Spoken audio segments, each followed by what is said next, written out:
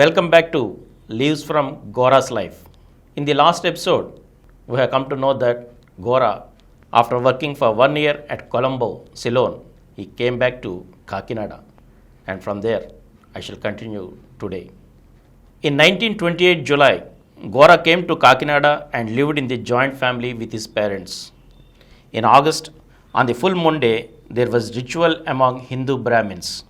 They changed the sacred thread on the ritual and wear a fresh thread. So, Gora's father naturally expected Gora to join that ritual along with the other adult male members of the family. As Gora was growing more and more atheistic in his mind, he felt he should be true to his ideology and told his father at that day that he do not believe in the superstition of wearing the thread as a symbol of Hindu Brahmanism. A few other castes also wear the thread, but Hindu Brahmins are very particular about the thread which they wear round their neck. He told his father frankly that he changed his mind. He don't believe in Hinduism or Brahmanism or any caste differences. So he won't wear the symbol of Hindu Brahminical caste, the thread, he said.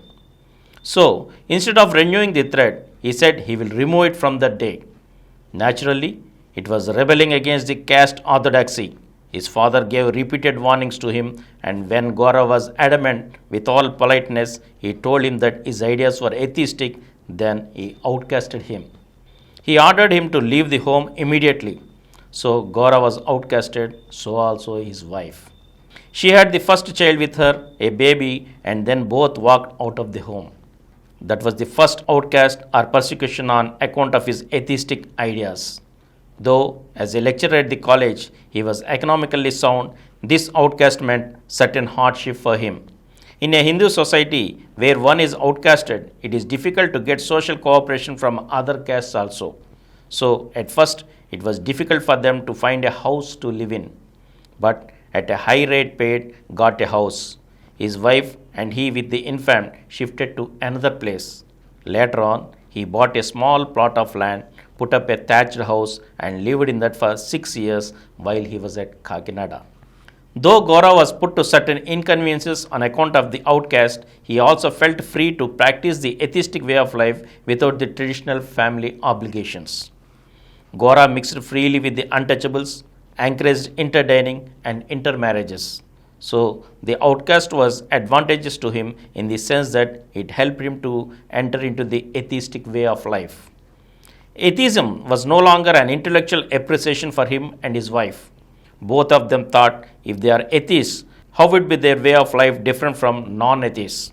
The first thing that they took up was this free mingling without reservations among all the castes of Hindus, with Muslims, with Christians, and all religions.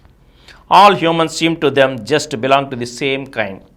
As long as Gora was by the Hindu Brahminical tradition thought that his fellow men were different from him, but as soon as his wife and he took to the atheistic ideology, they broke all the barriers. In fact, the barriers vanished like mist, and without any reservation, they began to mix with all kinds of people in dining and in encouraging intermarriages. Due to the caste system, the Brahmins had the greatest advantages to get educated. Though some of the philanthropists, especially at Kakinada, helped education of the untouchables, still there were most of them left without any advantages of education.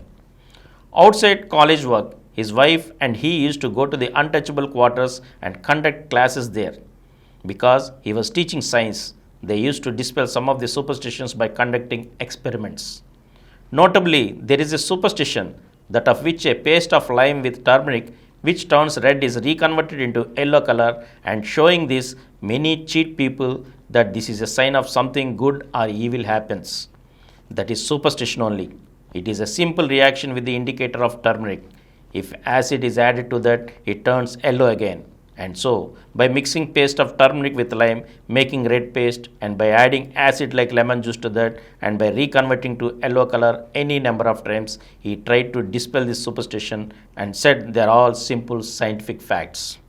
Like that, several superstitions he used to take and explain to them.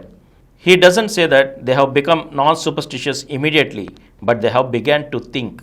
The Hindu mind has a split personality. They understand things academically but don't put into practice. They practice tradition and understand high philosophies. That is a split personality. That's what he called dishonesty. They don't practice what they believe. Belief is very noble, practice is very superstitious. But still, one had to make a beginning sometime, and his wife and he tried in their own way. Due to their free mixing with the untouchables, some of their friends looked upon with suspicion. They had also the goodwill of reformist section of the society. So they went on with their activities. Especially the college where he worked, PR College, had certain principles and traditions of liberal outlook. In his own work, there were no impediments at first. Then, after 2 years, a little change came in his father's outlook. These 2 years, he was not visiting his ancestors' home. His father was telling the visitors that he had gone off his head on account of his education and travel. One day, a family doctor of theirs, who was well disposed towards him, brought a revelation to his father. That doctor also was a Brahmin, ordinarily ought to wear the sacred thread, and when his father told him that Gora removed his thread, the doctor, who was supposed to be a Brahmin for whom Gora's father had greatest respect, removed his coat and shirt and showed that he too had no thread. He was dishonest. He was passing off to be a Brahmin, though he did not have the thread where Gora was honest. At least he was honest in telling frankly his father that he had no belief in the thread. So the doctor told Gora's father that Gora's father was respecting a dishonest man but outcasted an honest son. That brought about a change in Gora's father. Then Gora's father called Gora home and took food along with him. Gora was living already separately in another house. He did not return to the ancestral house, but he was going to his father after 2 years of complete outcast of life. For 5 years, Gora was going on this way of life, which seemed strange to traditionalists. He was mixing freely in dining with all kinds of castes and all kinds of religions. In fact, his wife and he did not discriminate one from another. All persons looked human to them. And he was talking about atheism also, though atheism at that time was mostly anti-religion. The authorities of his college were mostly Brahmin-minded liberal Hindus. They did not mind him mixing with other castes, but they did take objection to the expression of atheistic ideas because the Brahmins, though they are very liberal compared to Hindus, believed in one God. They condemned idolatry of Hindus, but believed in one God. When he was talking of atheism, which disbelieved in the existence of God altogether, the authorities took objection. Although the students were inspired by his behavior and outside the class, they were also mixing with other castes. So, the students were also losing their caste by their practices.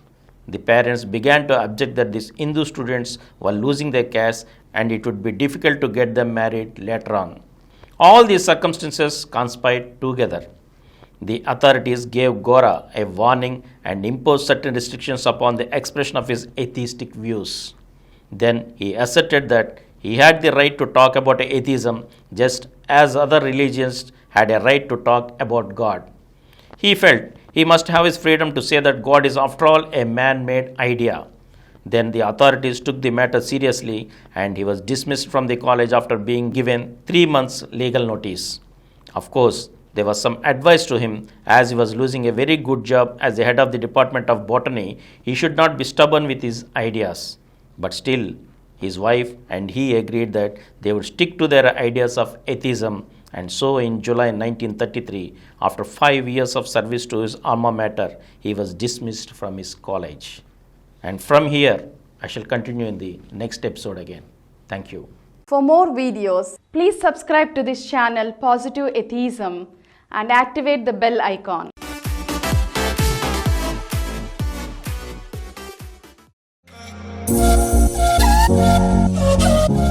Please download Samaram Multi-Channel app and watch your favorite channels from your mobile. App available on Google Play Store and subscribe to the channels.